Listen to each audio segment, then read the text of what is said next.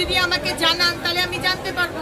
আজকে আসানসোলে এসেছি, আজকে আপনি বলছেন, আপনি আমাকে আগে যদি বলতেন আমি পুলিশকে দিয়ে ব্যবস্থা করাতাম। আর পুলিশকে বলতে হবে কেন? পুলিশের তো নিজেই ব্যবস্থা করার কথা। এখন বললেন, আমি ইমিডিয়েটলি ব্যবস্থা করছি। একটা কোশ্চেন আছে, আপনি ইলিগাল পার্কিং এর ব্যাপারে ব্যবস্থা নিচ্ছেন, সব জায়গায় বন্ধ হয়ে গেছে, কিন্তু নিশ্চিন্তপল্লী এলাকায় তৃণমূল নেতা একেবারে রমরমিয়ে ইলিগাল পার্কিং চালাচ্ছেন এবং তিনি বলছেন হাইকোর্টের অনুমতি নিয়ে তিনি করছেন। তৃণমূল মানে টুকরে টুকরে গ্যাংয়ের কথা বলছেন, তারা তো টিএমসি নয় এখন, তারা তো টিটিজি হয়ে গেছে। ওই টিটিজির নেতার কথা বলছেন। আপনি হাসালেন আমাকে। ইনি হাইকোর্ট না কার কোথায় গিয়ে তিনি হাইকোর্ট দেবে যে আপনি এখানে নিষিদ্ধ পল্লীর সঙ্গে মানে মিথ্যে কথা বলারও গল্পের গরু গাছে উঠতে দেখেছিলাম আমি, নবান্নে উঠতো 14 তলায়, কিন্তু এখনো যে গল্পের গরু নবান্নে উঠছে তা কিন্তু নয়। সুতরাং নিষিদ্ধ পল্লীতে যে আমাদের বড় নেতা রয়েছে টিটিজি কোম্পানির, তাকে বলুন আমি আসছি, এসে দেখে নিচ্ছি, ব্যবস্থা করছি। 15 বছর তো আমি সম্মানীয় আমাদের স্বাস্থ্য দপ্তরের প্রিন্সিপাল সেক্রেটারি মিস্টার নিগমকে জানিয়েছি একটা পিডিয়াট্রিক ওয়ার্ড ইলেকট্রিক্যাল পুরো ব্যবস্থা করার জন্য 1,10,00,000 টাকার মতো লাগবে। সেটার টাকাটা পাঠালে ভালো হয়, সেটাও বলেছি। এবং স্টুডেন্টস কিছু আসে পিজি করতে অর্থোপেডিক আর ইএনটি দপ্তরে, সেই স্টুডেন্ট আসছে না, সেটারও একটু ব্যবস্থা করতে বললাম। তাছাড়া এমএলএ ল্যাডের টাকা, আমার এমএলএ ল্যাডের টাকা দিয়ে এখানে পিডিয়াট্রিক মানে মেটার্নিটি ওয়ার্ড, সার্জিক্যাল ওয়ার্ড আর আরেকটা মেডিসিন ওয়ার্ড, 3টে ওয়ার্ডে এসি নেই। আমি বলেছি আমার এমএলএ ল্যাডের টাকা থেকে আমি যা পাবো 1 কোটি পুরোটা এই হাসপাতালে এসিতে লাগাবো। বলছি যে আমি তো ইঞ্জিনিয়ার নই, আর আমি জলের ডিপার্টমেন্টেও কাজ করি, কিন্তু আমি আজকে এই দপ্তরের মন্ত্রী হয়ে আমি শুধু আসানসোলের আপনাদের নয় সারা বাংলার মানুষকে বলছি যেখানে যেখানে সমস্যা সেটা আমাকে জানান।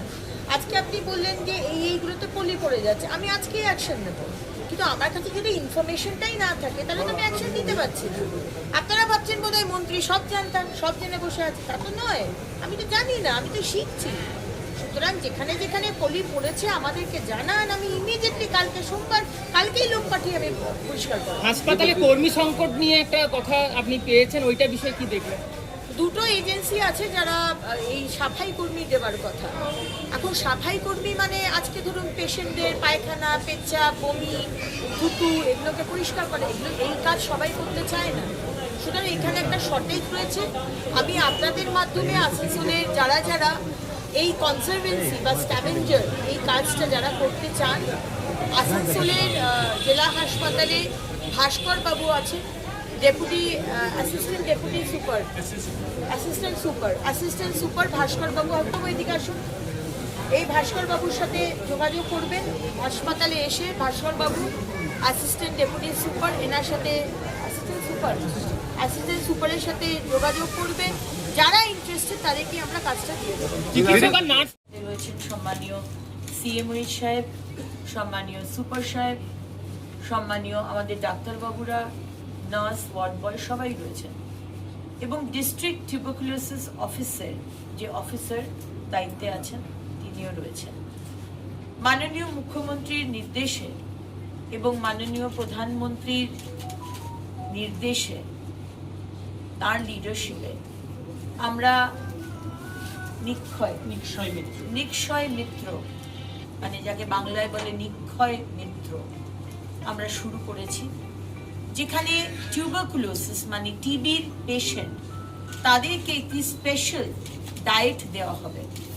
এই ডায়েটের খরচাটা হচ্ছে মাত্র 500 টাকা।